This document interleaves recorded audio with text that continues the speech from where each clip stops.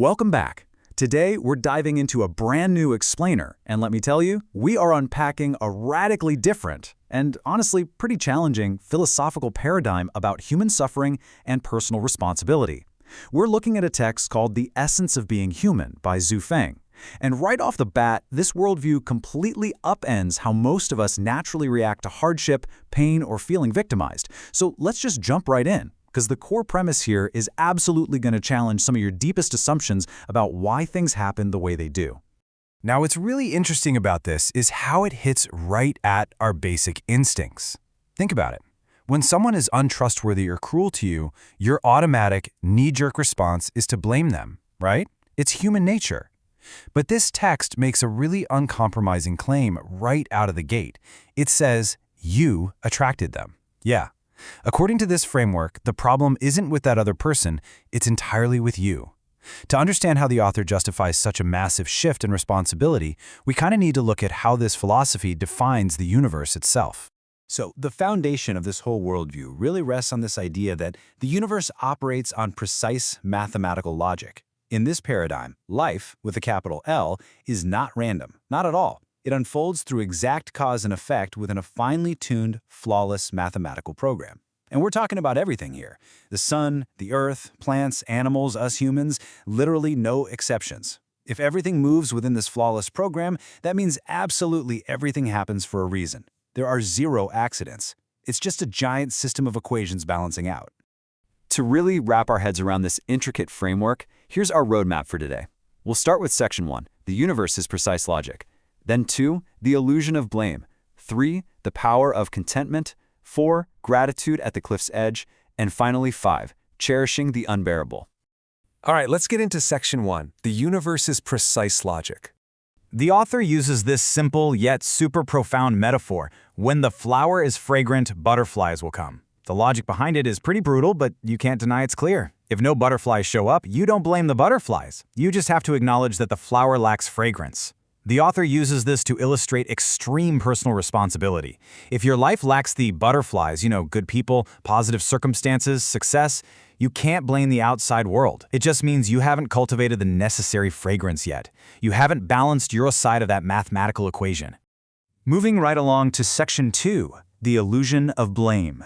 And this brilliantly illustrates how, if the universe is perfectly balanced, the whole concept of being an unfair victim just completely dissolves. Think about the contrast. Our human instinct when someone curses, deceives, oppresses, or exploits us is obviously to blame them. But the philosophical rule of this text argues that that painful event, it's merely a debt you're meant to repay. The text actually says, if you owed no debt to the world, you would not have come to it. If you owed no favor to another, you would not have crossed paths. So every single interaction, especially the really painful ones, is neutrally framed as just settling a karmic account. And wow, the text lays out some massive cosmic stakes for how you handle this realization. As they put it, good has no ceiling and evil has no floor. If you fail to adopt this mindset, like if you stay discontent and ungrateful in your darkest hour, things will deteriorate infinitely. The source warns of rebirth as an ox or horse, falling into hell, or just infinite darkness. But if you succeed, if you can consciously accept your circumstances right now, the wheel of fate actually begins to turn toward light and transformation. The message is super urgent here. If you're still conscious and breathing, now is the time to act. Let's look at the antidotes to suffering, starting with Section 3, the power of contentment. Now, the source text definitely does not shy away from the hard stuff. It asks a really blunt question. I have absolutely nothing. Should I still feel content? Just imagine that for a second. Total destitution, homelessness, absolute zero. How could a philosophy possibly demand contentment in the face of such raw deprivation? Well, the author's answer is a very uncompromising yes. According to the text, if you find a broken bowl and a garbage heap, but you can still walk, still beg for food, and still see the blue skies and white clouds, you lack nothing. It is a radical recalibration of what it means to be wealthy. The argument is that if your heart is content, you're already a rich soul among mortals. Contentment, the text argues, is the mark of a high-level life. Once you have that, the whole world opens up, and even the clear breeze and bright moon belong to you. Let's move to Section 4 and see how this builds. Gratitude at the cliff's edge. So contentment is one thing, right? But finding gratitude in a survival situation, that pushes the boundary even further. The text poses another highly provocative question. It asks us to imagine facing imminent death from starvation. Because, sure, it's one thing to be content with a broken bowl, but to actively feel grateful when your body is literally shutting down from lack of food? Yet again, the source answers with a resounding yes. It asks, if you still have 10 minutes before death, how could you not be grateful? In this worldview, gratitude is not just some polite reaction when someone hands you a gift. It's a survival mechanism. It's described as the hand that stops you at the cliff's edge, the very art of turning back from death. In this mathematical universe we talked about, projecting gratitude even in your final 10 minutes of life is the exact energy required to balance your final karmic equation. And finally, Section 5, cherishing the unbearable.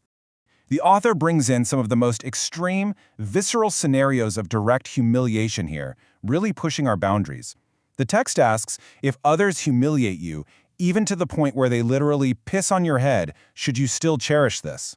And the text holds its ground. It says, yes, absolutely. Cherish the opportunity to repay your debt. Going back to that flawless mathematical program, this horrifying event isn't viewed as an injustice. It's simply the universe handing you an opportunity to clear your slate. By cherishing the humiliation, you are eagerly paying off a debt you owe from some past interaction.